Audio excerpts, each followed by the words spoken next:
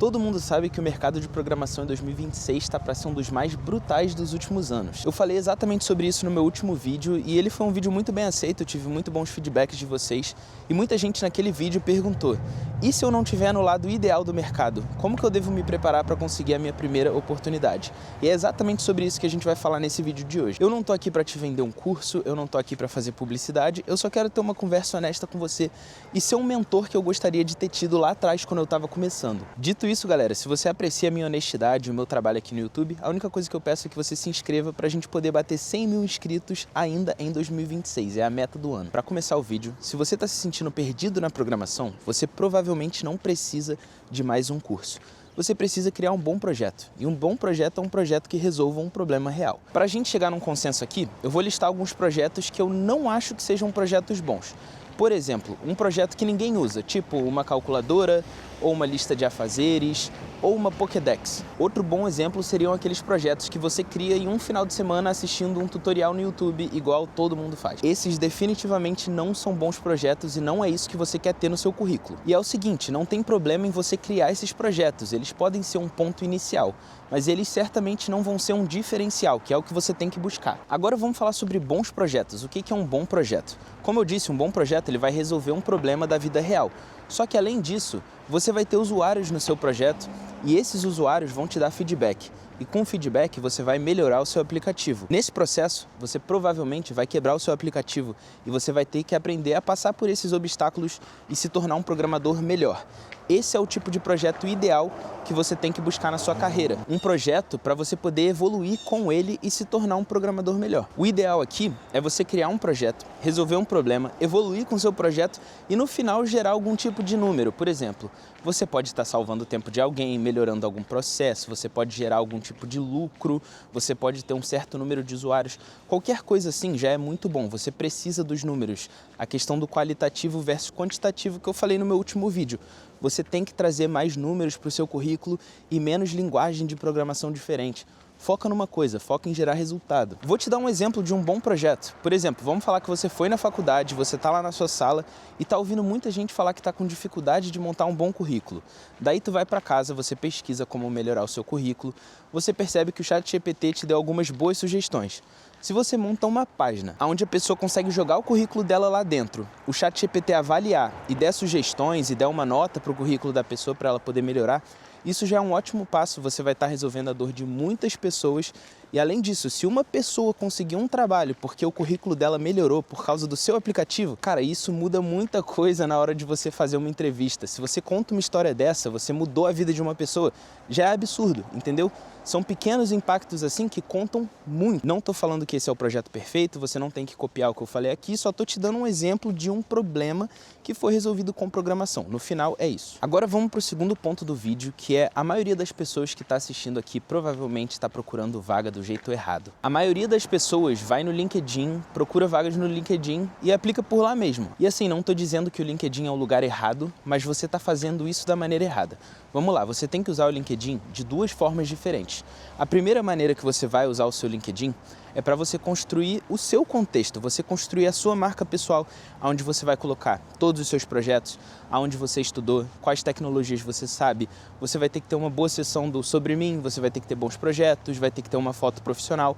Por quê? Porque o seu LinkedIn é a primeira impressão que uma pessoa vai ter de você e você quer que essa impressão seja boa. Então construa uma marca pessoal dentro do LinkedIn e esse é o passo mais importante. A segunda coisa é que você vai ter que fazer um estudo de mercado. Você precisa ir lá na aba de trabalhos, lá de vagas, pesquisar as vagas, ver o que o mercado está pedindo e ver o que está faltando no seu currículo. Não estou dizendo que, tipo assim, se você viu vaga para Java e você só sabe JavaScript, você tem que trocar de linguagem de programação. Não estou falando disso, inclusive não recomendo você ficar trocando de linguagem de programação o tempo todo. O que eu estou dizendo aqui é o seguinte: digamos que você repara que muitas vagas pedem Docker e você não sabe Docker. Provavelmente você deveria estudar Docker e jogar Docker no seu currículo e no seu LinkedIn para você sempre bater essa palavra-chave. Outro exemplo é o AWS. Se você não sabe AWS, tenta estudar, joga no seu currículo, joga no seu LinkedIn. Agora que você entendeu como se posicionar no LinkedIn, vamos falar sobre a vaga em si e o porquê que você provavelmente não deveria focar suas energias em aplicar em uma vaga pelo LinkedIn. O LinkedIn é o último lugar onde aquela vaga vai estar saindo. Mesmo que você viu que a vaga foi postada há 20 minutos atrás, você é provavelmente uma das últimas pessoas a ficar sabendo sobre aquela vaga e você vai competir com muita gente. O que eu quero que você entenda aqui é que quando uma vaga surge uma necessidade dentro de uma empresa, eles vão ver quanto que eles podem pagar de salário e tal, vão abrir a vaga internamente dentro da empresa para ver se tem alguém dentro da empresa que quer aquela vaga ali. Se ninguém quiser aquela vaga, daí aquela vaga vai abrir para pessoas que pessoas dentro da empresa conhecem, ou seja, o famoso quem indica. E é ali que você precisa estar. Porque naquela etapa, várias pessoas vão ganhar uma indicação e vão participar do processo de entrevista. E você tem que estar ali. Se você não estiver ali, você vai ter que torcer para todo mundo que foi indicado não conseguir aquela vaga. Aí aquela vaga talvez vai para o LinkedIn. E ali no LinkedIn você está competindo contra o ATS, contra bot de outras pessoas que ficam escaneando por vagas e contra todas as outras pessoas que aplicaram também. Então, idealmente, você precisa de um quem indica. E a melhor maneira de você fazer isso é indo em eventos, vai em meetups, vai em feiras de trabalho, o que quer que seja, coisas que possam te fazer pular essa etapa de ter que competir com centenas, se não milhares de pessoas ali no LinkedIn que não faz sentido nenhum para você. E literalmente não tem mistério. Quando eu comecei, eu não conhecia ninguém, eu ficava indo em feiras de trabalho, eventos de tecnologia, fui conhecendo pessoas dentro da minha faculdade, fiz amigos dentro da área e assim eu fui conseguindo indicações e fui conseguindo fazer entrevistas com empresas. E olha que eu sou um cara muito introvertido, mano, então não tem segredo, você provavelmente não é menos introvertido do que eu. Apesar de eu estar gravando aqui pro YouTube, eu ainda assim sou uma pessoa muito introvertida, então só confia em mim, sai da sua zona de conforto e vai conhecer pessoas. Agora vamos falar sobre o seu primeiro emprego. O seu primeiro emprego, ele não é feito para definir a sua carreira, tá? Ele é feito para destravar a sua carreira. Então eu quero que você entenda que no seu primeiro emprego você não está buscando a oportunidade perfeita. Não é a tech stack que você quer, não é o salário mais alto, não é a empresa dos sonhos. Você só está buscando experiência. É a única coisa que você não tem e que você precisa ter para você crescer dentro do mercado.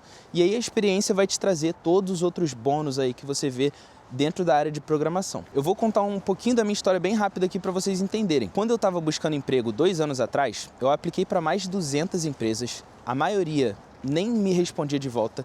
Quando respondia, era um não, até que eu consegui o primeiro sim. E esse sim mudou toda a minha história.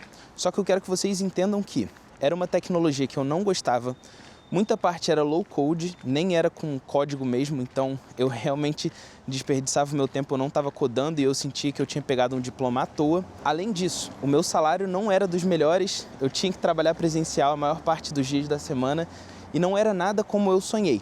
Só que eu usei aquilo como uma porta de entrada para eu poder conseguir um outro emprego. E no meu caso, dentro da minha empresa mesmo, tinha uma vaga que me agradava muito, que era uma tecnologia que eu gostava, dentro de um time que eu gostava, com um produto que eu achei legal.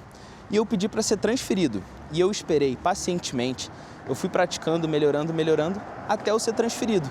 Hoje, graças a Deus, eu trabalho com uma tecnologia que eu gosto, num time que eu gosto, e eu me sinto muito bem com onde eu tô dentro da área de programação, e eu sinto que eu tô ganhando muita experiência para melhorar ainda mais o meu salário, a empresa que eu trabalho e todas essas coisas. O próximo ponto do vídeo é o seguinte: você precisa de um mentor. E não, eu não estou falando de um coach, eu não estou falando de uma pessoa que você paga necessariamente para ter o conselho dela. Eu estou falando de uma pessoa que já passou por onde você vai ter que passar, ela já enfrentou esses desafios e ela pode de alguma forma te ajudar. Esse coach pode ser um amigo da faculdade que já conseguiu um estágio, alguém que já conseguiu a primeira oportunidade como dev, algum dev dentro da sua empresa, caso você já esteja com um trabalho. Pode ser também algum professor da sua faculdade. Não precisa ser um coach, não precisa ser uma parada paga e formal. Você só precisa ter alguém que possa te dar conselhos e te ajudar a melhorar na sua carreira. Rapidinho, vou fazer uma pausa. Se liga no cenário, mano. Absurdo, tá? Riozão congelado aqui do lado.